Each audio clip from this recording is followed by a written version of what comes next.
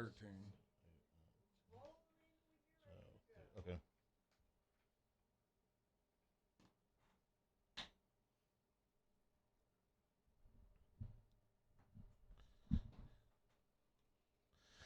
The Tigers fall in Nashville. We're breaking it down on the Hannycast.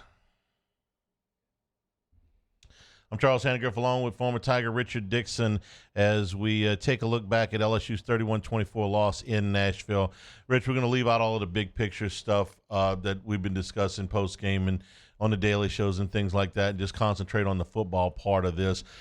Vanderbilt, the word we used, I think, and the word I've heard more is Vanderbilt bullied LSU on Saturday, and that, besides all of the things we're going to look at, is probably the most disturbing part. No, I mean, they threw the first punch. They brought the fight to the game.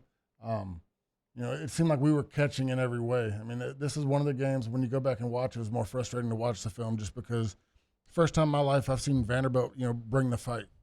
Well, it's a different Vanderbilt team, but that's a whole different story, how they end up the season. For our purposes here, this is about them beating LSU. So let's jump right in here. This is a third down and one play. This is early in the first quarter. LSU actually got points on their first drive, which has been elusive for them this season. This is Harlem Berry for about a 9-yard gain. Yeah, and I think Harlem Berry has earned more carries. I mean, he's a guy that is finding holes. I put this on here because I wanted to see good run plays. And look, this worked out well, but when I go back and watch the film, there's still things that we got to improve on. All right, set it up. So you're going to get a zone read concept to the left, and this is one where does Adams make the block? Yeah, but he doesn't finish it. And this is the physicality we're talking about, where Vanderbilt's fighting the whole time. Like we deliver a jab, and then we just settle our feet, don't move. We get a not a very good combo block. We don't get off to the second level here. I'm not sure Weston Davis knows who he's supposed to block right here. Okay. That's a big hole. That's a huge hole. But, watch. I mean, this is one where I tell you, I said a couple weeks back, finish the play, get a personal foul. I don't care, but try to bury the guy. And because he doesn't bury him, look whose guy's falling back in and gets the legs of the running back. Okay, right here. Adams has got him. Okay, this sort of. Finish. Yeah. Finish right here. All right, now drive him back. Keep your hands inside. Don't lose a block. Because, look, as good as this was, we didn't get off at the second level right here. I mean, this was a good block. We get the hole. But when Adams doesn't finish this guy, and that's a 24. That's a linebacker who probably weighs 230 pounds. He allows him to fight back, get in on the play, and you don't know. He might make the safety miss. But right here, I just want combo block right here. Eccles makes a bad step. Rewind it. You're going to want to see right here. You're going to want to see the center and guard work together. They're working up to 22. But because he takes an inside step, he doesn't get that leverage over there. He kind of cuts off more. He doesn't get the full body taken over, and we really leave 22. On the backside, this is a cutoff. This is all you're doing. These two got these two. Stay here. Davis makes initial contact, then starts looking to go inside. He brings more attention to the inside because I don't know if he knows exactly what he's supposed to be doing. He starts off right. You're going to watch him trail and try to get 22. 22 is not his guy. 61, 78 are working to 22.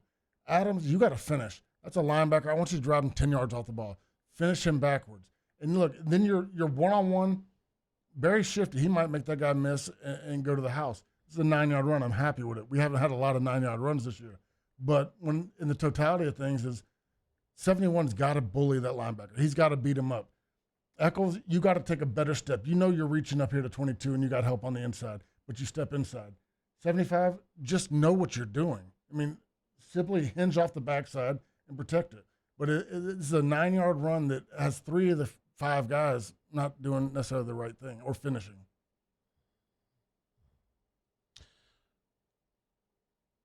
So who are the guys that make the play? 22 and 24.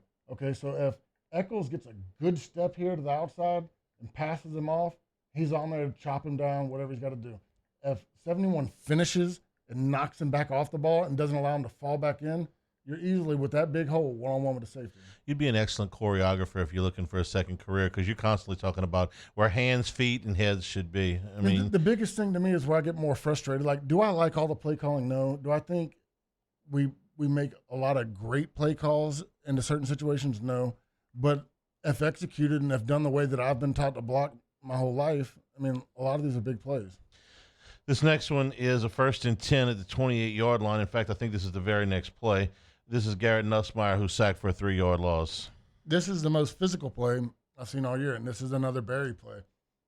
If you let it through, just watch 22 on this play. It's the most dominant block I've seen by an LSU Tiger all year.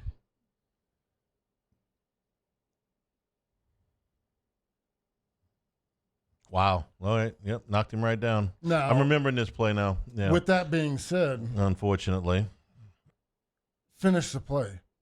Nussmeier's looking for him to escape out. You chip to release on your route. He gets a little too excited. He lays the guy down. He goes back to talk crap instead of getting out on his route. But what's frustrating about this play to me, go back to the wide view so you can see everything. So you're getting pause right here. This is quarters coverage. You got 4 across the top. Everybody's deep. You're 3-by-1 right here. It gets pretty tough right now. Mistake number 1 is 3. Been here a long time. Hilton. Okay, you're a 4-year guy. You never inside release on a seam. You just brought his eyes to it. You want him turning his back to the quarterback, allows the upfield throw, the back shoulder. But he makes a mistake by inside releasing. He brings this guy's eyes to where he sees everything. I'm not sure. I mean, you would think getting 14 green, one-on-one with a corner that's probably 6 foot is an advantage. But in quarters coverage right now, there's not a lot open. The safety's going to take over Anderson on the cross. You got the safety over the top with Hilton releasing inside that brings 2 eyes to the bat. Green never really gets an advantage and gives him a good throw. Nussmeier has to come immediately back to the hitch on the backside. This is the only option right here unless you get the back on the leak. But Nussmeier's eyes aren't even right on this play. Now what? He's too late at this point. He should have already been throwing that before the hitch on the outside. That's where his route was. I think what he's trying to do is look for Barry on the leak, but Barry had a hell of a block, the most physical block, but he decides to talk trash to the defender instead of getting out on his route. And Nussmeier sacked for a 3-yard loss. But, I mean, go to the tight view. I'm trying to remember what he did on this one. But protection, and he's got a wide 9. You're going to set deep right here.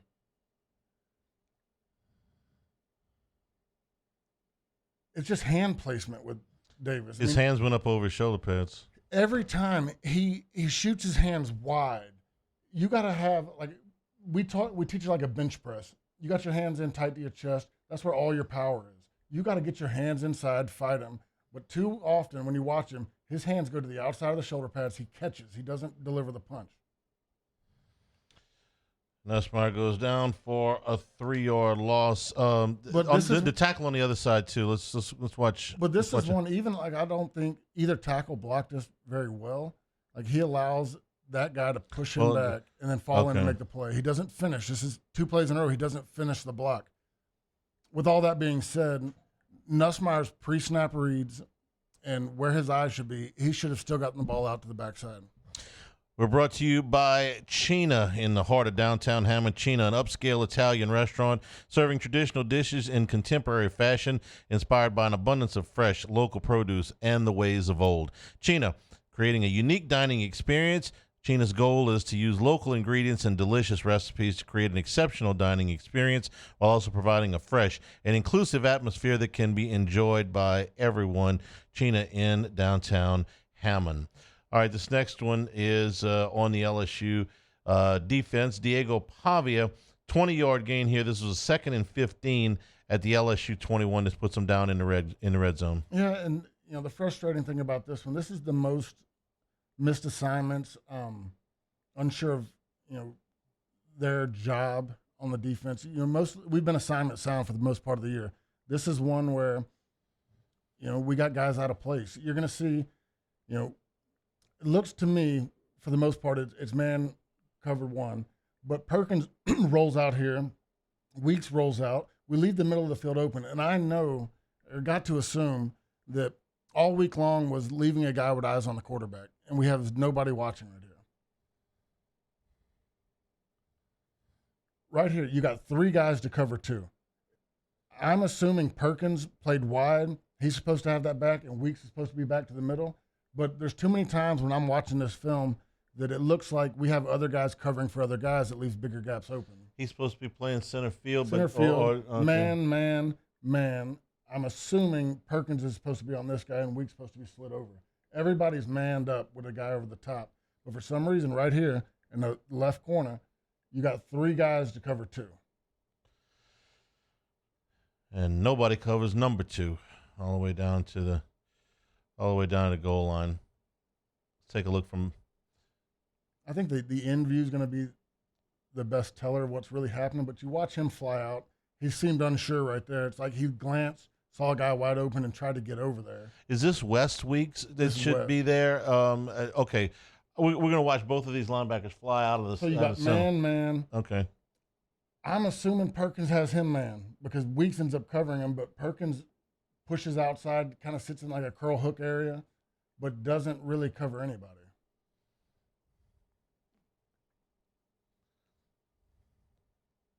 These 2 got man, and then Perkins is just kind of floating. I would assume that, I don't know what the rules, what the play was called, what their assignment was, but watching it, I mean, it's a numbers game. You have so many guys over here. It looks like Weeks sees a guy wide open and tries to get in the area, which voids the middle. There's not been a lot of this year for the defense where there's been completely blown assignments. Yeah. I think a few, but not many. I can think of 2 offhand prior to watching this game that we highlighted on the film. This is the first time to where I was, I don't know. What happened? Yeah, I don't know what happened on this. Yeah. All right, let's move forward.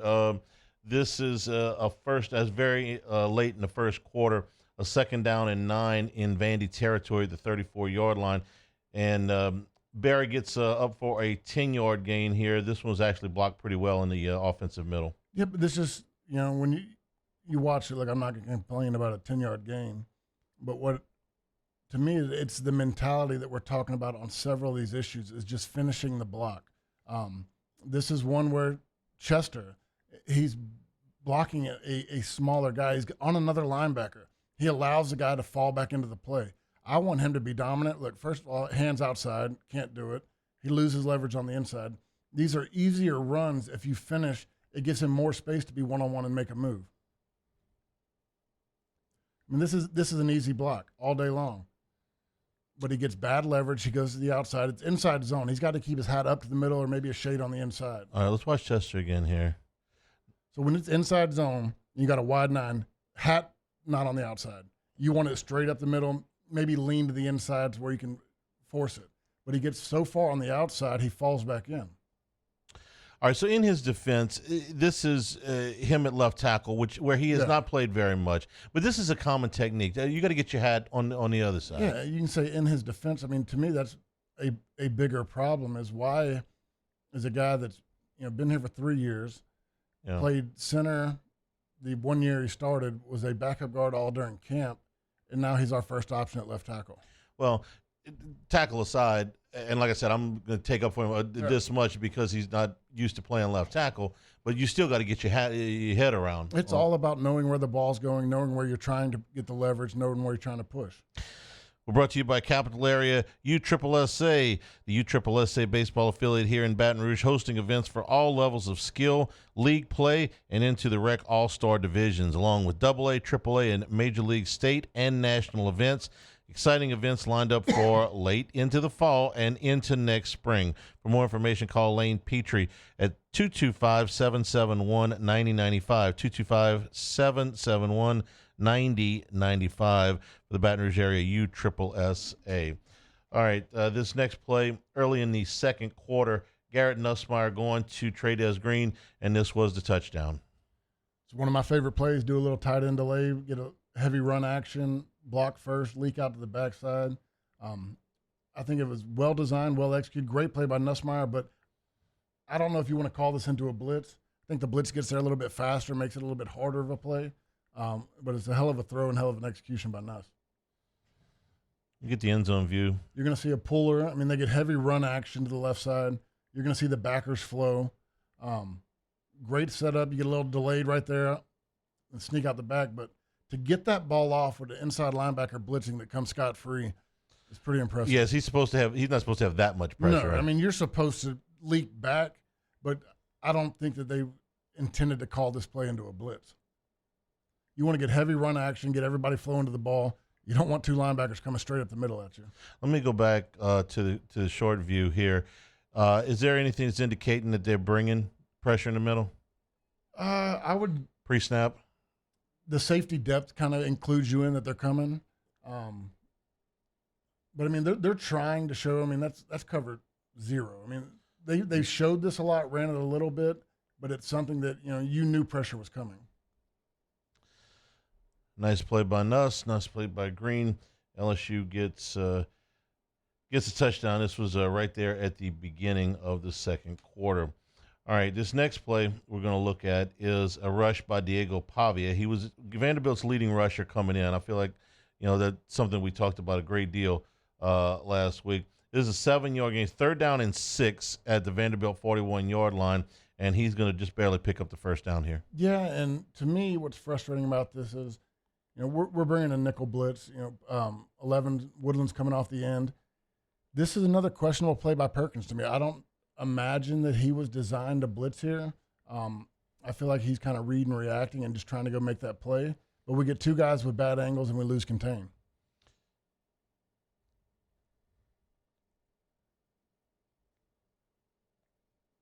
See, that doesn't make any sense to me that Perkins would be designed to blitz right there. And you'll see it better from this back view. You got two guys coming damn near the same angle, nobody there for contain. Like, it would make more sense to me if Woodland's coming and Perkins is looping for contain. Yeah. That would be how I would design that play. But I don't think that I think Perkins is reading and reacting right here. I don't know if he was designed to blitz there. I'm even wondering, does he know Woodland's blitzing? They almost collide. Yeah, there's so many times right here where a lot of guys are not on the same page. I mean, literally, he almost gets blocked by Woodland. Rich, I wonder if he even knew he was coming. Yeah. He might have missed a call. He might have seen the play, and, he's played in that slot before in the star position. He thought the blitz is for him. But there's nothing that I see in this that he's supposed to be blitzing. Woodland actually ends up shielding Perkins. Yeah. So he didn't hit him, but he essentially blocked him.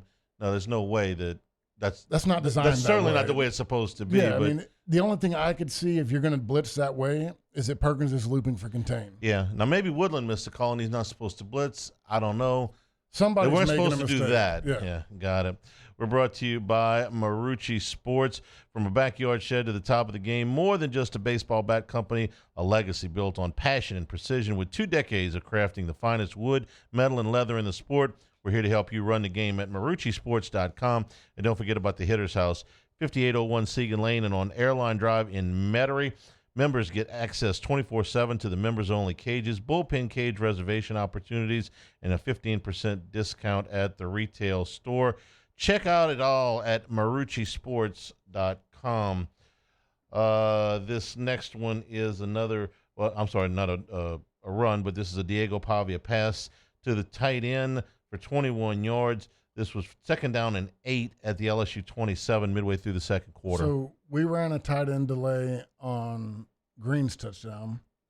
They run a tight end delay right here, and it completely fools everybody. No one picks him up. I'm not sure. This is another one where I'm not sure they knew who they were covering. You get two guys that go with the running back. Weeks goes after the quarterback, and nobody picks up the tight end. You want to tell me? Look, they're pointing at the tight end. You got point, Halsey. They're all there. So right now, one of them has to decide, who's got the tight end, who's got the back. Let's let it play through, and we'll catch the wide view, and we'll try to point where they were supposed to go. Well, that's a lot of real estate. That's what happens when you have two guys cover one. Okay. Now, all right, everybody's pointing. Here comes the man in motion. What are we looking at? So you're going to watch them. They're going to shift with this. What Vanderbilt does really well is there's so much window dressing and there's so many jet sweeps. Are they going to hand it off? Are they going to hand it off to the running back? Is it going to be a play action fake pass? So what they did a really good job of, and I think what we were worried about, is we're always flowing. I think they used our speed against us. Mm-hmm. They knew that we were going to be flying to the ball, and everything seemed backside. But I'll tell you when to hit pause. Right here, you got Delane comes over, man-to-man coverage. Watch the back come out the backfield. Or the backside tight end. He's scraping across. You end up having Halsey and 42 Keys go with the back that's really just coming over there to block.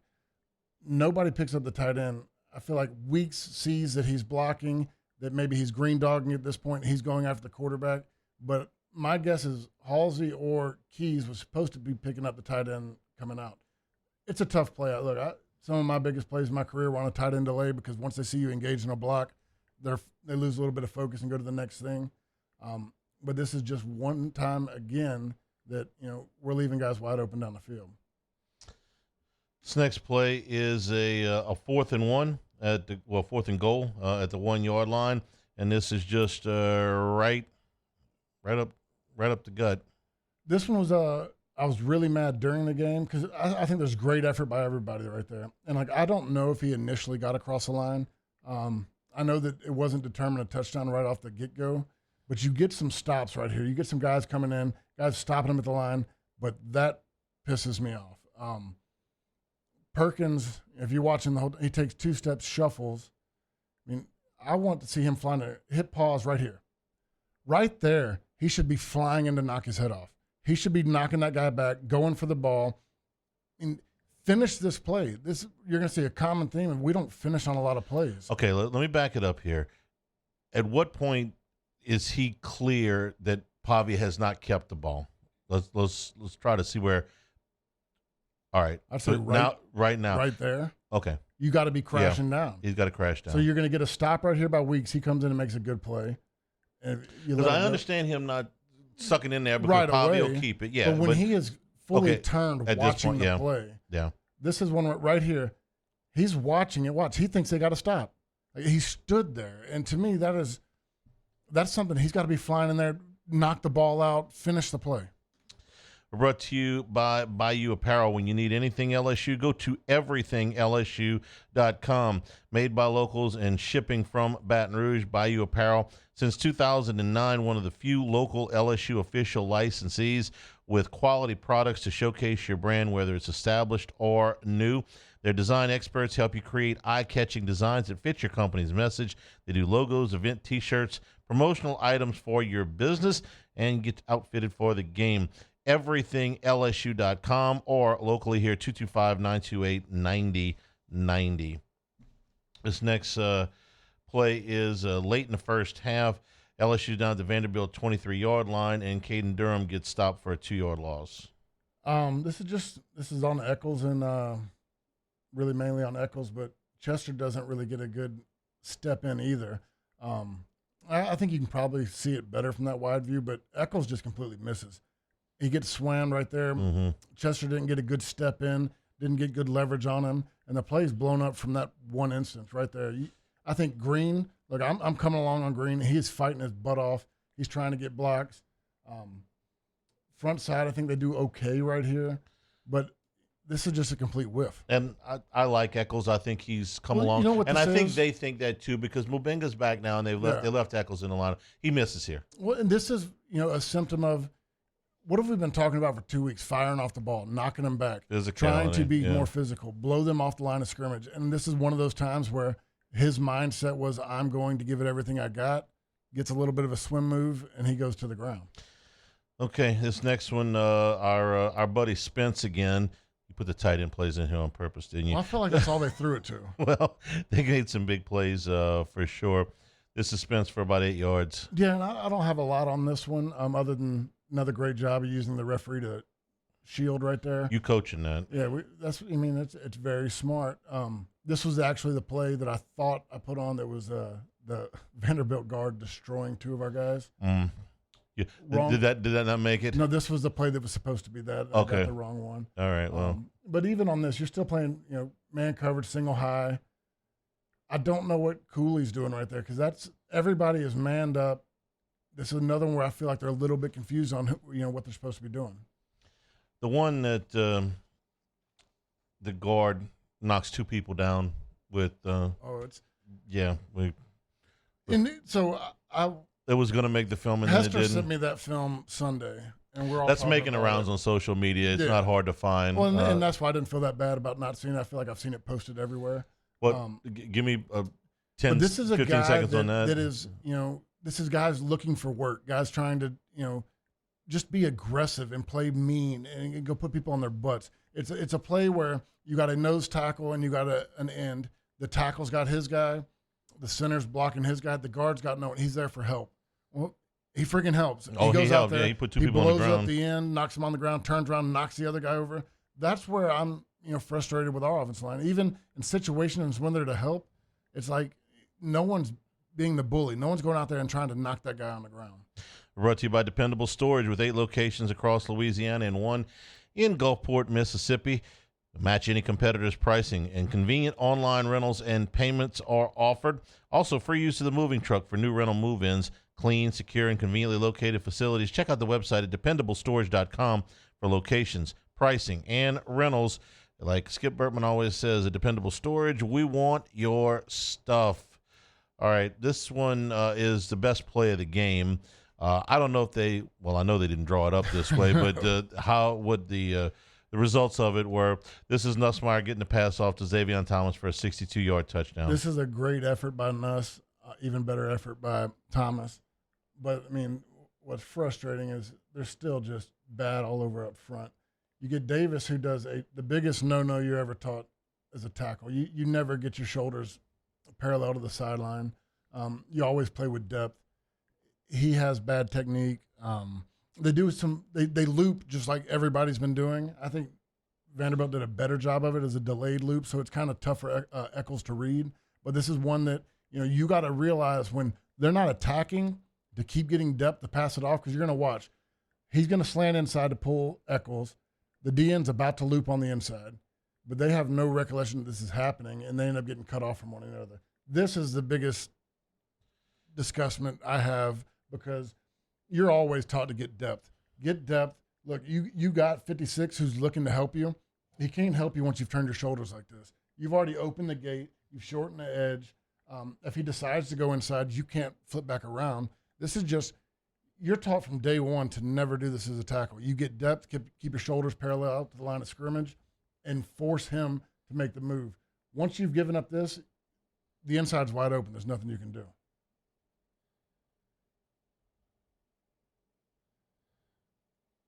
But you get past all the line play. This is a great effort by Thomas.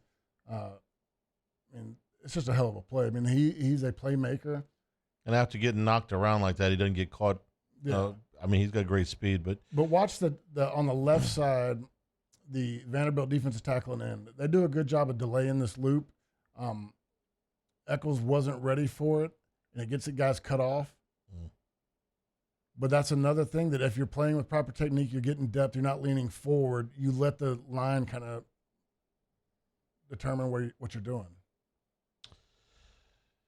This next one is late in the third quarter, the LSU 21-yard line. This is Diego Pavia for the touchdown, and this is once again, Rich, a situation where everybody flows away and nobody's got where Pavia ends up.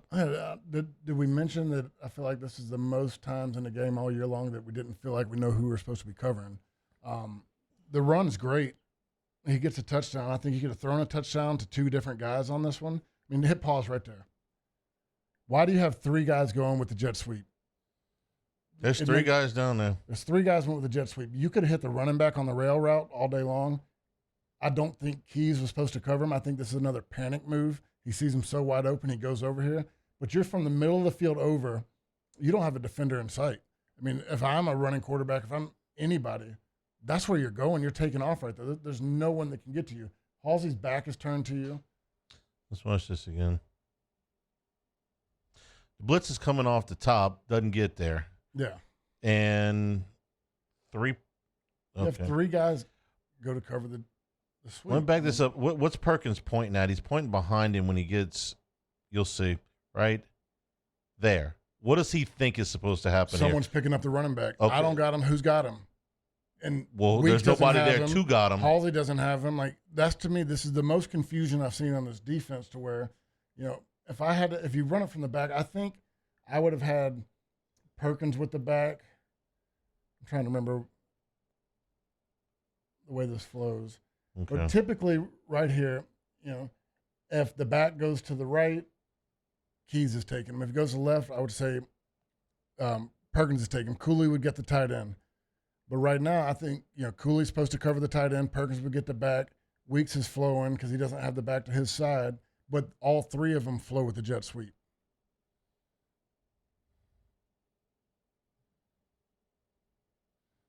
There ain't nobody home. I mean, when you watch it from the wide view, that running back, I think he could have thrown it to the tight end or the running back. Right here, he could have hit him on a back shoulder. If you go a little bit further, ain't nobody covering that guy. I mean, he could have thrown this ball either way, had a big play, but no, because everybody flew this way. He's got a whole half of the field to work with no help.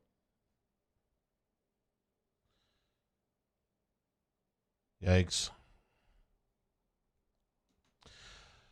We are brought to you by Town Square Pizza. For pickup or delivery on North Boulevard, downtown Baton Rouge. Delicious, personalized pizza with unmatched speed. If you've got a limited amount of time for lunch in downtown, get down to Town Square Pizza. We're not only going to get a delicious product, you're going to get it fast, and a big, generous portion. You're probably going to have some leftovers. The out-of-towners coming in for the game Monday through Saturday from 11 until 8 p.m. Also, catering is available and some delicious craft brews as well. In Town Square Pizza, downtown Baton Rouge. All right, we got one more for you. This is the biggest run of the day. This is Caden Durham for 51 yards. This preceded the goal line sequence, which was a mess also. But this was the good one. This was the good part of it. Yeah, and I always try to put positive plays in here to look where we're improving and see some good things. And there is good here. I think the play should have gotten called back for a holding on Davis. He had a bad block there. Eccles has to get going. He kind of waits on a guy. So they're going to show like a full-out blitz, zero. Everybody's coming, but they're going to back off and play. You're going to see the combination blocks. But Davis takes another bad step, is bad with his hands, gets beat on the inside. And I really feel like he kind of gets the guy by the neck. Pretty shocking in this game that we didn't get the holding call. And Eccles got to go. I mean, when the guys back off, it's a run play. Don't sit there and wait on them. All you're doing is getting the running back's way. You got to fire off and go find somebody. Yeah. Anytime they pick their hands up like this, I think if I was an official, I'd call a flag. Run that back. Like, I don't know how we didn't get the hold call right there. He's got him by the neck. Yeah. That's football and basketball. If you put your hands up like this, guilty. Pass interference, personal foul, in basketball, whatever. But the run stood up. And this is one right here where I just feel like Eccles kind of waits on him. He's got to go get that guy and knock him off the ball. And if you go with the snap, you got the leverage to keep him on the inside. He's falling back inside now because you waited on him. And then you kind of get knocked off by the D tackle.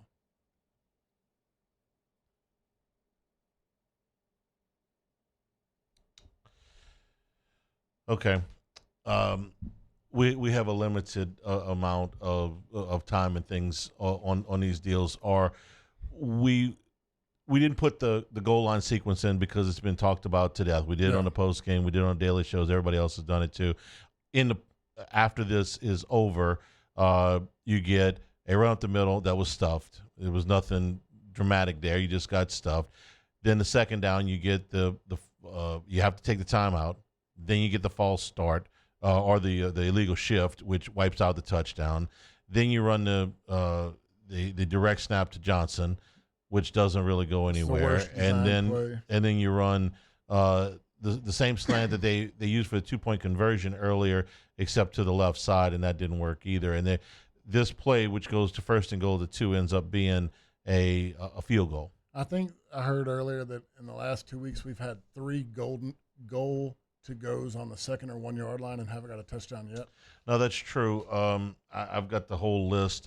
I didn't bring it because I didn't, I don't want to beat that part of it up anymore. We've done a lot of that stuff, and we're trying to show you something different. the good, the bad. I put these plays on because I want to see what happened so well and what we did well. And maybe it's just because I'm in a pissed off mood and things aren't going well and, we're not winning, that I seem to find even the negative sides of the positive plays. Well, there was plenty. And listen, A&M's coming in here undefeated. It's a night game at Tiger Stadium. It's supposed to rain. We'll see how they respond to this, but you can look at it any way you want to. You can look at it as 2 losses on the road by 1 score. You can look at it as, man, if you clean some of this stuff up, this feels a lot different. But it also does feel like we are pointing out a lot of the same things every week. Oh, it's just you look when you start the year off talking about we got a young offensive line, inexperienced offensive line that you're going to grow. We always talk about you get the midway point of the season, you're no longer a freshman. This is no longer your first year starting, that you should start getting better and understanding technique and where your hat's supposed to go, understanding the feel and the flow of the play. But we watch the same stuff every week, and we don't see anybody's hand placement getting better. I don't see steps getting better. I don't see the physicality getting better. There's some plays that if you go back and watch what Hester and Flynn were talking about that really pissed me off. It's just, we're getting ragdolled by people just that we shouldn't be. There's a physical – go back to what I just said.